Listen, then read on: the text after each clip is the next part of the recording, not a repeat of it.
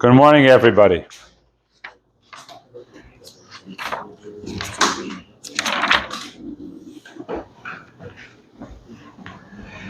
On page 74,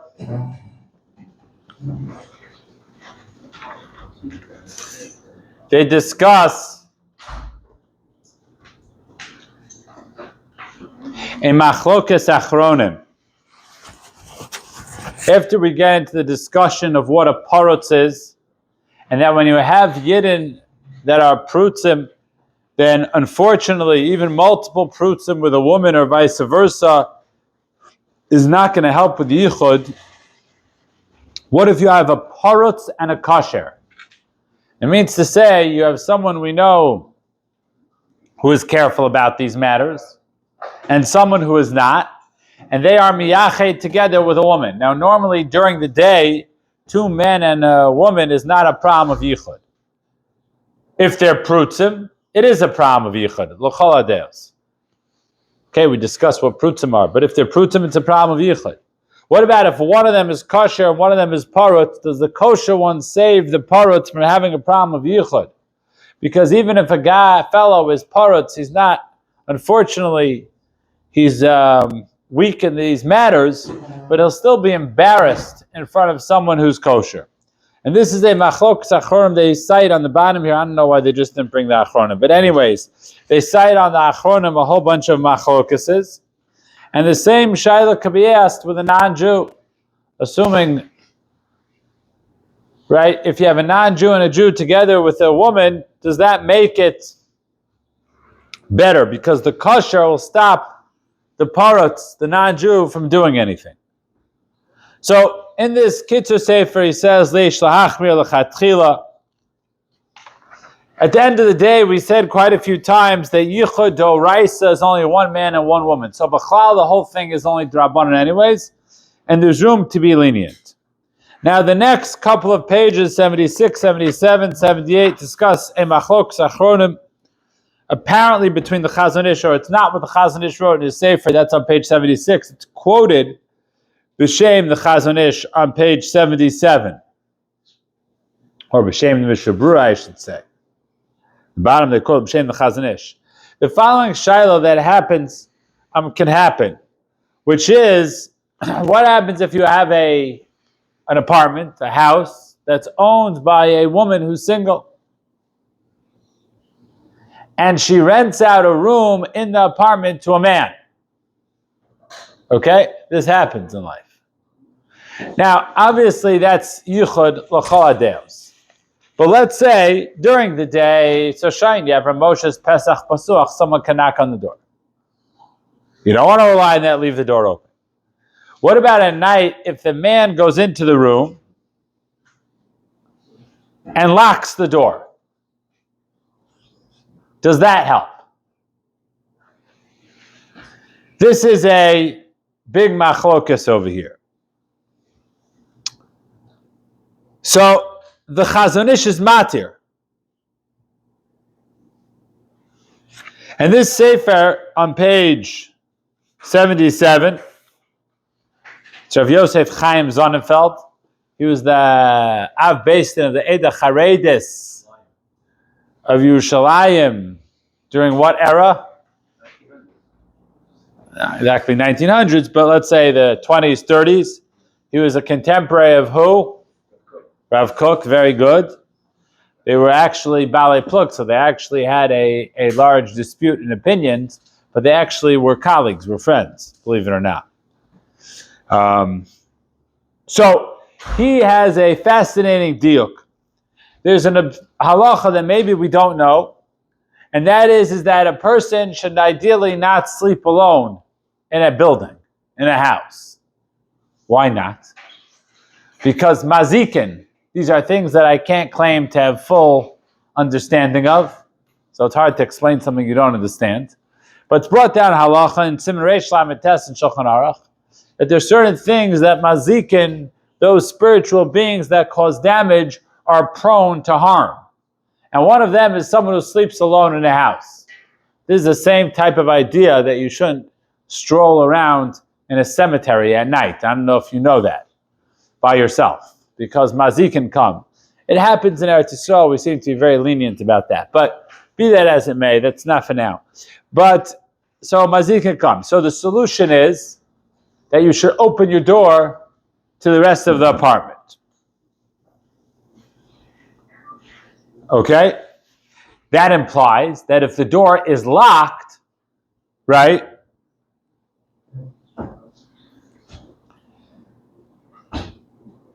then it doesn't help, right? It doesn't help. You're not connected to the other people in the house.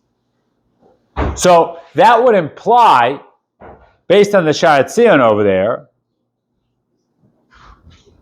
that if there's a woman in the house and the door is locked, then it helps so that it's not yichud. Now, some people say that means that the key is in someone else's hands. But Rosh Chaim Sonnenfeld says it's not true. Because the point is, they didn't make a gzeira in such a situation.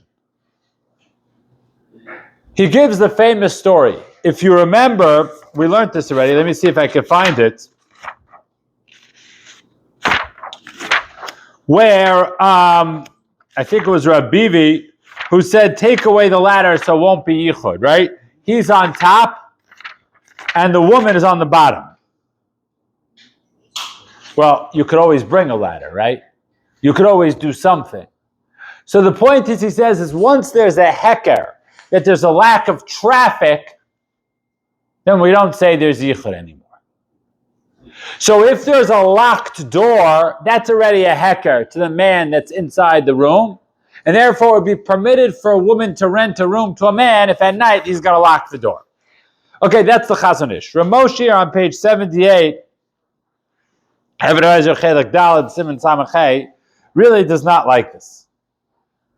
And he says like this, if the only way for the man, or vice versa, it doesn't make a difference, to leave the apartment is to go through the woman's area, then even if he has his own restroom, and even if they make up he's not going to leave till the morning, he says that the bottom line is, since it appears, he says, since he needs to go through the woman's area, then if Chas v'Shalom they want to do something wrong together, then en achinami, it's a problem.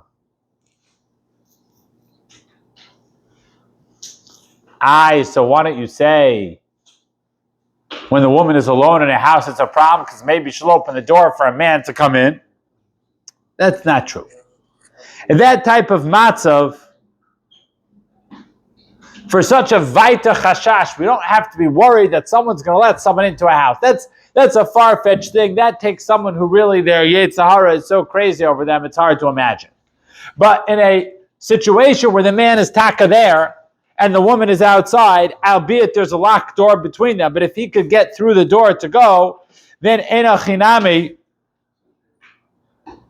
it's a problem, even if she locks him in the room and she has the keys. It doesn't make a difference. Rav Moshe appears to be quite machmir about such a thing. Okay.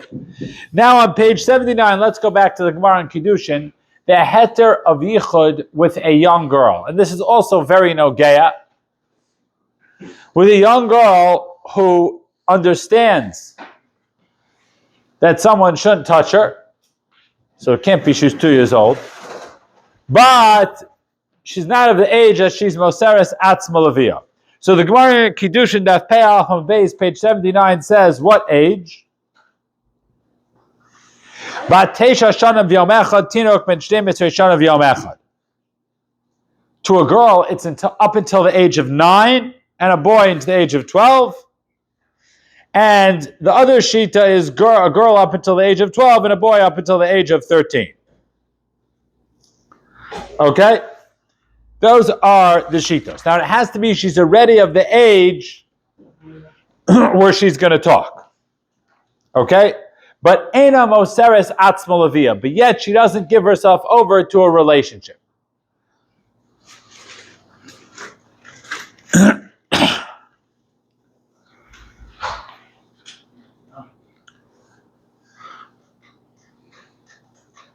What's the halacha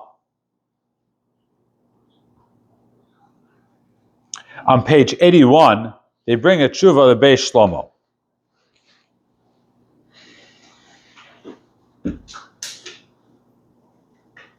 What's the halacha if one of them is sleeping? So a person is alone in a house with a woman and her daughter, and the daughter is 7 years old, and it's at night. And at night, even during the day, there's a problem with yichud with two women. Certainly at night.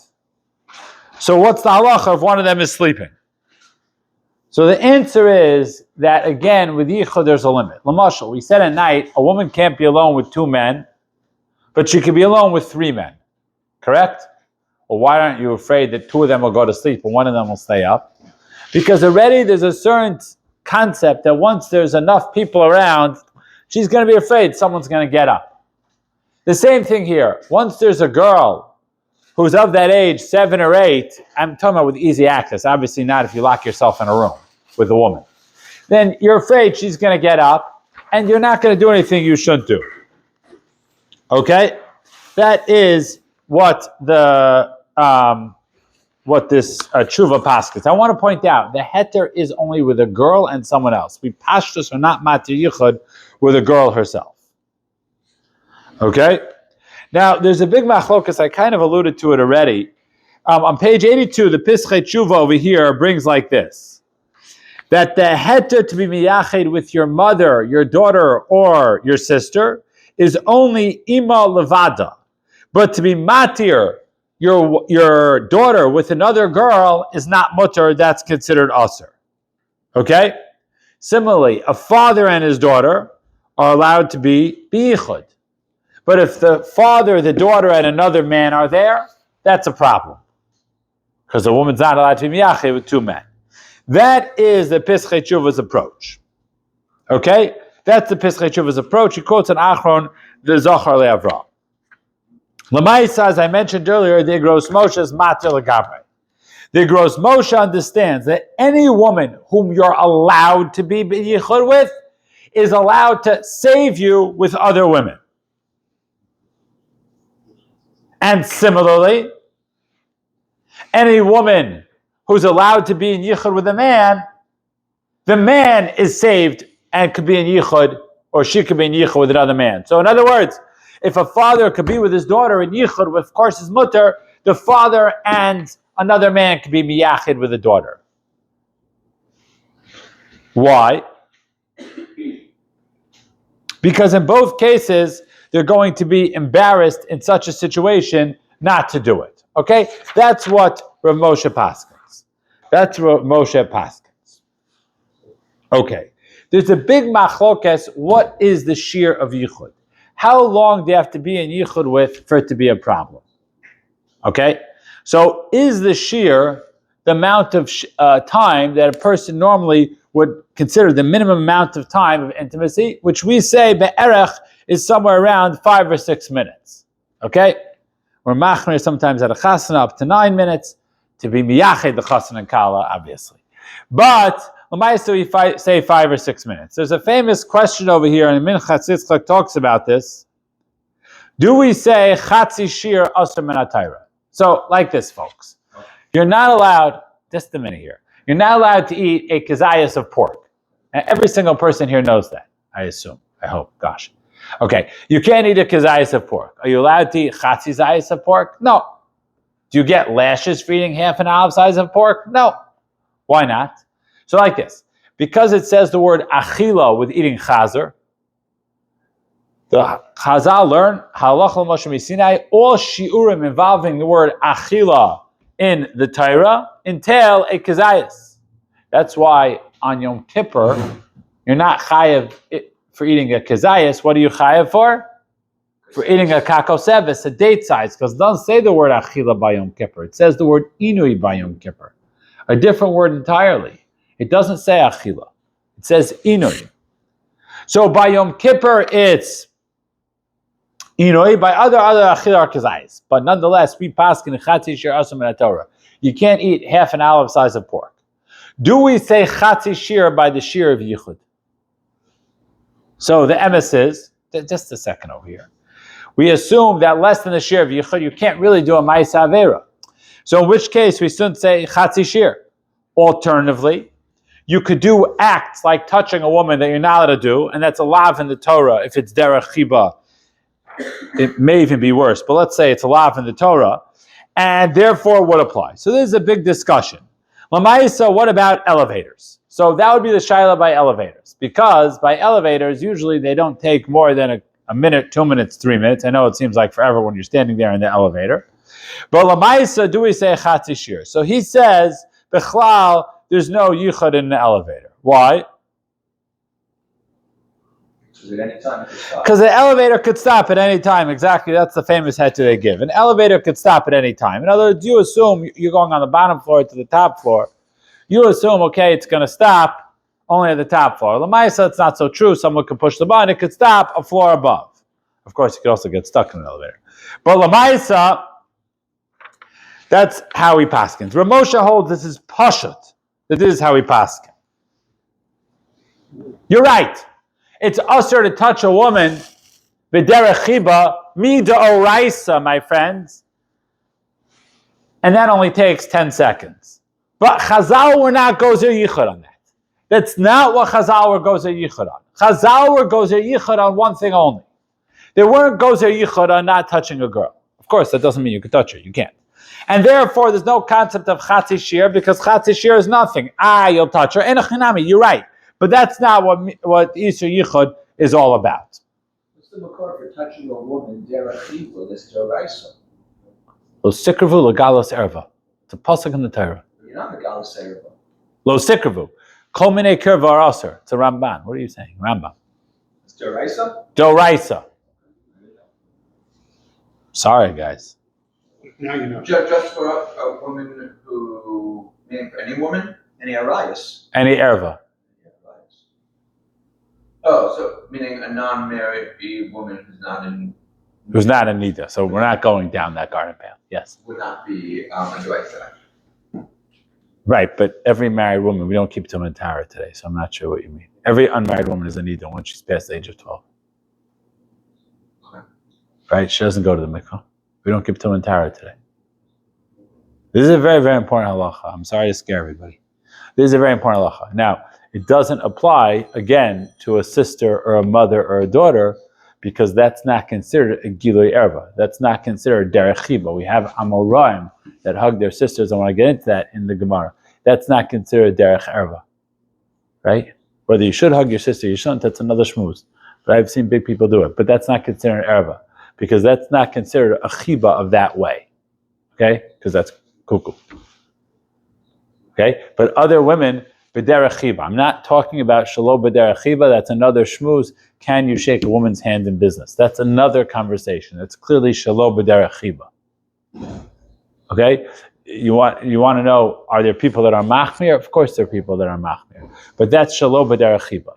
But we assume, 1 second here, that other touching of a woman is assumed to be b'derech chiba. Yes. Why else are you touching her? In this country, you're not allowed to, unless it's in business that you're shaking her hand, or it's shalom b'derech chiba. I mean, I'll just say it, but when you have married couples that on a Shabbos morning they hug someone else's wife and say Shabbos. I'm not looking at other people. I'm telling you what the halacha is. I'm asking you. I'm not looking at other people. I'm telling you what the halacha is. What? Some cultures they do that automatically give hugs. I don't know. I'm telling you what the halacha is. Shiloh's visit derech. What? Might not be derech. Oh, it's derech knock them up. Like knock them up. Like at a funeral, you see, not from a funeral, everyone hugs. So you're asking an interesting point, but we kind of assume that type of behavior, b'derech klal, is derech chiba. You want to tell me you want to be makel at a funeral? I don't know. It's an interesting point. Right, because you're also, first of all, there's a lot of people around. Right. I don't want to scare anybody, but there's shitas rishonim that hold that with a person's wife, it's always b'derech chiba. The what? You with your own wife. Yes, you with your own wife. It's always b'derech chiba. We're not talking about that though. But just pointing that out. You with your own wife is derech chiba. Okay? Saying if you hug your own wife, it's always derech. It's always derech chiba. Even touching your wife is always derech chiba. Maybe that's how it should be. What? Right. Well, your bubby's not a problem. So there is some shitas rishonim we don't pass like that regarding ants. But besides for that, it's derech chiba. Now, if there's a situation where a child is adopted, Moshe has a famous heter. Rav Moshe has a heter, and I know it was used for from situation where there was a remarriage and a mother was nifteris and there was yisaimim left over. That's a whole different story. That's the person is there in the capacity of a mother. But even mother-in-laws nowadays, a lot of mother-in-laws want to hug their son-in-law. So there's a lot of things in life that we want to do. Doesn't mean it's mutter to do them, right? If there wasn't a Torah, there are many things I would do that I'm not allowed to do, right? But I can't. Okay, so you'll ask a private shayla, a personal shayla, but yeah, okay. All right, so somehow we got a little off topic here. Okay, everybody should have a wonderful day. I look forward to learning with everybody, Mirz Hashem, next week on Tuesday.